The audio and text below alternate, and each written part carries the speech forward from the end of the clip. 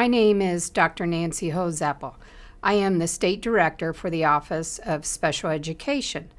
Our office is excited to release a new way of monitoring and providing technical assistance to districts in Indiana.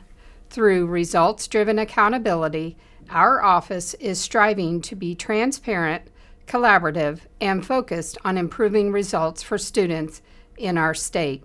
Please continue to watch as Sarah Larison shares more details about what is to come with results-driven accountability. As always, thank you for your continued dedication to the students of Indiana. Hello, I'm Sarah Larison with the Office of Special Education at the IDOE.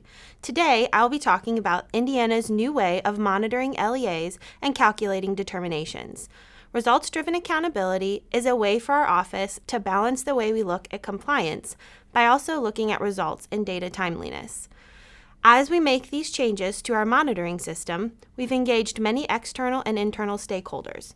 The input of your colleagues in the field has helped us to narrow down what to include based on what is important to administrators and educators in the field. As an office, our goal is to continue to move forward in creating a system that will continue to encompass the growth and results of our students.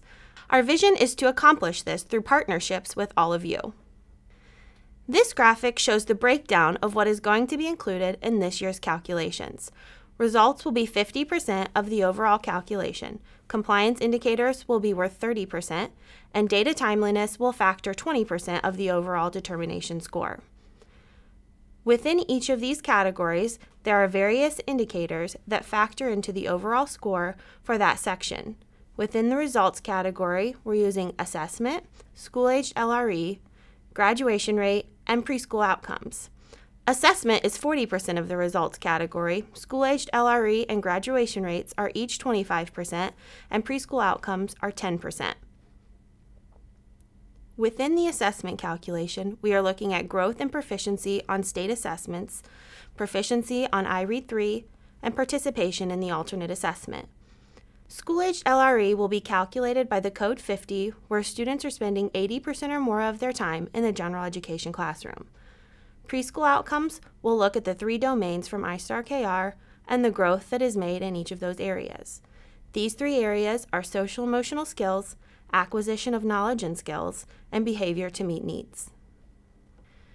Within the compliance category, you will find that each of the 6 compliance indicators are weighted equally. Continuing and long-standing non-compliance are also factored into the compliance category. Timely data will factor 20% of the overall determination and includes all of the collection timelines and reports that are used for the other RDA categories and required special education monitoring. These include all of the following reports: the ES, SE, EV, TR, GR, HB, CP, CC, CE, CL, NE, and timely submission of the Part B grant. Our office has had continuing struggle to get data in a timely and accurate manner from many school corporations, making it hard to factor determinations in a timely fashion. Our hope is that we'll eventually be able to factor in accuracy of data to this category as well. Each director and superintendent will receive an RDA determination matrix. The front page will look similar to this one displayed on the screen. The front page will tell you the points possible out of each category, how many points your district received in those categories, a percentage, and a technical assistance tier. As you move through the document, you will see a matrix for each of the 3 categories under RDA. The first matrix will show your score on each indicator within the results category. Districts will receive a score of 1 through 5 on each of the indicators based on the data from that indicator. The next matrix will break down the scores on each individual indicator in the compliance area. You will see that the scores will either be a 1 or a 5. If you receive a 1 on a compliance indicator, this will indicate that there is a finding for that particular area. The last matrix is for data timeliness. This is a structure similar to the compliance matrix.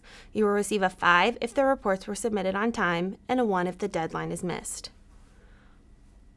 All of the individual scores are added up and then divided by the points possible. Once those numbers are calculated, they are then multiplied by the percentage of their respective categories. The results score will be multiplied by 50%, compliance multiplied by 30%, and data multiplied by 20%. Each of the decimals will then be added to yield a final percentage for each district. Although 100% is theoretically possible, this percentage does not correlate with a grade, but rather a range that will place you into a tier for technical assistance.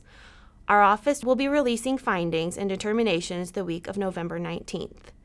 A detailed guide relating to the data source and methodology will be published alongside the determinations. After determinations are released, we will be reaching out to the iCase Executive Board to begin planning data retreats for each of the iCase roundtables. We are also working on creating a technical assistance model with our EARNs that will support districts at each level of the model. We want to ensure that district leaders have the information they need to prepare for these changes, so we appreciate your feedback on this process and look forward to partnering with you to improve results for all kids in Indiana. Thank you for watching, and as always, continue to reach out with your feedback, questions, or requests for support moving forward.